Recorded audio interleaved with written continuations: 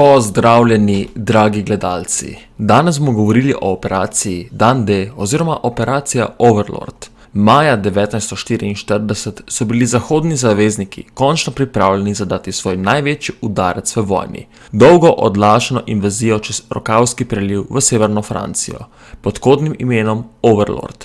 General Eisenhower je bil vrhovni poveljnik operacije, ki je na koncu usklajevala 12 držav.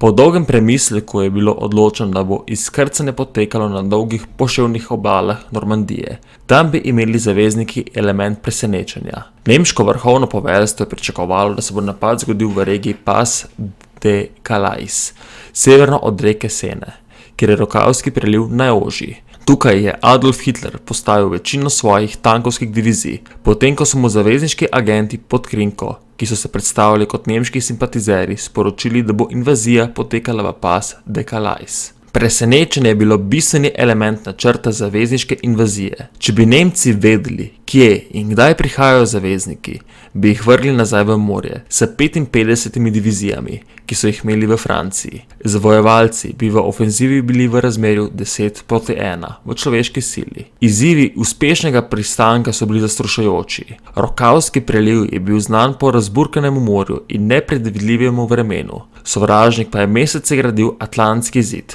2400 milj dolgo linijo ovir. Ta obrambni zid je obsegal 6,5 milijona min, na tisoče betonskih bunkerjev z močno artilerijo in na 10.000 protitankovskih jarkov in drugih mogočnih obalnih ovir. Nemška vojska je bila vkopana na pečinah, ki je gledala na ameriške potencialne pozicije. Na konferenci v Teheranu avgusta 1943 so zavezniški voditelji načrtovali, da bo Overlord potekel 1. maja 1944 oziroma okoli tega datuma. Medtem pa so se nenehoma pripravljali na napad. Tovornjaki, tanki in 10.000 vojakov so se usuli v Anglijo. Pripravljali smo se na eno največjih dogodivščin v našem življenju, je dejal ameriški narednik. Nismo mogli čakati. Medtem so ameriške in britanske zračne sile v Angliji izvedle ogromno bombardiranje, ki je ciljalo na železniške povezave, mostove in ceste v severni Franciji, da bi preprečilo Nemcem, da bi pripeljali rezerve, da bi zaustavili invazijo. Zavezniški voditelji so 5. junija 1944 določili za dan D invazije. Toda 4. junija zjutraj je slabo vreme nad Rokavskim prelivom prisililo Eisenhowerja, da je napad odložil za 24 ur. Zamuda je vznemirjala vojake, mornarje in letalce. Tudi ko so meteorologi 6. junija napovedali kratkotrajno jasnejše vreme nad kanalom, se je Eisenhower odločil, da bo šel v napad. To je bila ena najpogumnejših odločitev v vojni. Tik o polnoči 6. junija so se zavezniške zračne čete začele spuščati na sovražnikove črte. Njihova naloga je bila, da razstrelijo mostove, sabotirajo železniške proge in sprejmejo druge ukrepe, da preprečijo sovražniku, da hiti z okrepitvami na invazijske plaže. Nekaj ur kasneje se je največja amfibijska pristajalna sila, ki je bila kadarkoli zbrana, začela premikati skozi nevihtne vode proti plažam.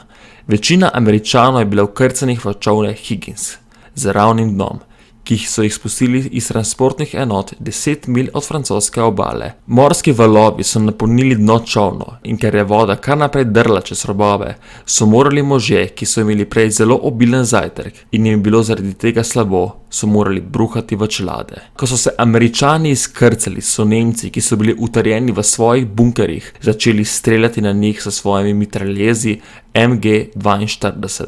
MG-42 je bil zasnovan v Nemčiji leta 1938 in do sredine leta 1942 je začel delovati na vseh frontah. Njegov prvotni kaliber je bil 7,92 mm. Najbolj opazen je po zelo visoki ciklični hitrosti za mitraljez, ki uporablja servisne naboje s polno močjo. V povprečju približno 1200 nabojev na minuto, v primerjavi za približno 850 za MG-34 in 450 do 600 za druge običajne mitraljeze, kot je recimo M1919 Browning ali Bren. Do jeseni 1944 so Nemci imeli veliko število MG42, eno puško na 10-člansko četo, in čeprav natančnost ni bila pomanjkljivost MG42, sta zagotovo bila velika količina streliva, ki ga je uporabljal, in njegova nagnjenost k hitremu pregrevanju. Nemška izdaja MG42 je bila zasnovana kot univerzalna za mitraljez, ki se uporablja kot avtomatsko orožje za četo, kot podporno orožje pehote, za neprekinjen in kot protiletalsko orožje. MG42 je bil zračno hlajen, njegov kratek odboj plina pa je olajšal hitro streljanje orožja. MG42 so zavezniki imenovali tudi Hitlerjeva žaga. 150.000 mož se je izkrcalo v Normandiji, 5 plaž je bilo napadenih, vojaki so se premikali naprej proti notranjosti. Zavezniki so pridobili zračno in pomorsko prevlado, vendar pa izkrcalne sile niso bile tako močne, kot bi lahko bile, zaradi omejenega števila izkrcalnih plovil in padalskih letal. Da bi se temu zoperstavili, so bili meseci intenzivnih zračnih napadov izvedeni proti železniškim progam, cestam in mostovom po vsej Franciji, z namenom, da bi Nemcem otežili premikanje okrepitev v Normandijo. Hkrati je bila v teku tudi prevara, ki je prepričala Nemce, da zavezniki načrtujejo izkrcanje dlje proti vzhodu v regiji Pas de Calais. Obe strategiji sta bili uspešni. Vrhovni poveljnik general Eisenhower je vodil 3 milijone mož, 13.000 letal, 2.500 izkrcalnih plovil in 1.200 bojnih ladij. Nova oprema je vključevala 2 vrsti tankov, tank za premagovanje ovir in bunker tank, uporabljen na poševnih kanadskih plažah. Poleg tega so amfibijski tanki bili uporabljeni v vseh napadalnih formacijah. Nemci so bili obveščeni o zavezniškem izkrcanju, vendar niso imeli nobenih informacij, od kje prihaja ali kakšna je njegova moč. Feldmaršal Erwin Rommel je poveljeval nemškim silam v severni Franciji in je verjel, da je njegova edina možnost, da porazi napadajočo silo, preden dosežejo obalo. Želel je razporediti svoje rezerve ob obali, da bi lahko napadle izkrcalne sile, takoj ko bi zavezniške letalske sile to otežile za premestitev bolj oddaljenih enot. Rommelov nadrejeni poveljnik zahoda, feldmaršal Gerd von Rundstedt, je medtem želel močno centralno rezervo, ki bi bila poslana, ko bi bilo očitno, kje se glavna zavezniška izkrcanja izvajajo. Konec je bil dosežen kompromis. Nekatere rezerve so bile blizu obale Normandije, vendar niso smele biti razporejene brez dovoljenja Hitlerja. Bilo je 5 izkrcalnih območij, Utaha in Omaha, v katerih so bili ameriški vojaki, in Gold, Juno in Sword, v katerih so bili britanski in kanadski vojaki. 2 ameriški zračni diviziji sta pristali s padalom in jadralnim letalom v notranjosti Utaha in ena britanska zračna divizija na vzhodnem bregu.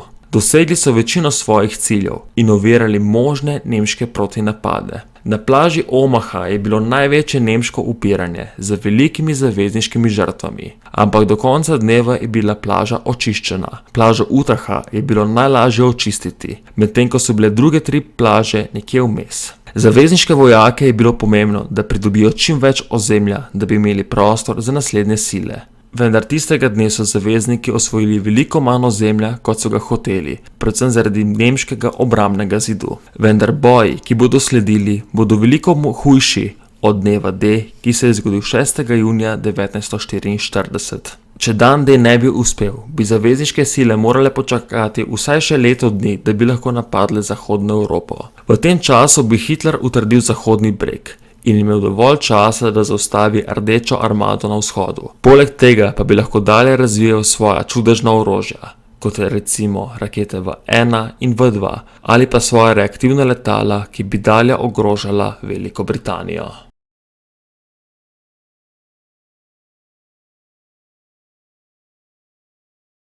Upam, da vam je bil današnji dokumentarec všeč. Če vam je bil všeč, pritisnite like in se naročite.